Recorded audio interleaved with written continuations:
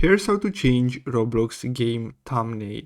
So the first step is to open up a browser and then go to roblox.com. So for this, we're gonna have to use our browser because it doesn't work in the app. So once we get to the browser, we just have to log in and then click on create.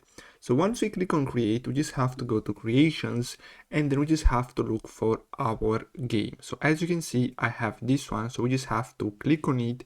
And then from here, as you can see, we have the settings. So here we have the icon and thumbnail. So we just have to click on the edit button.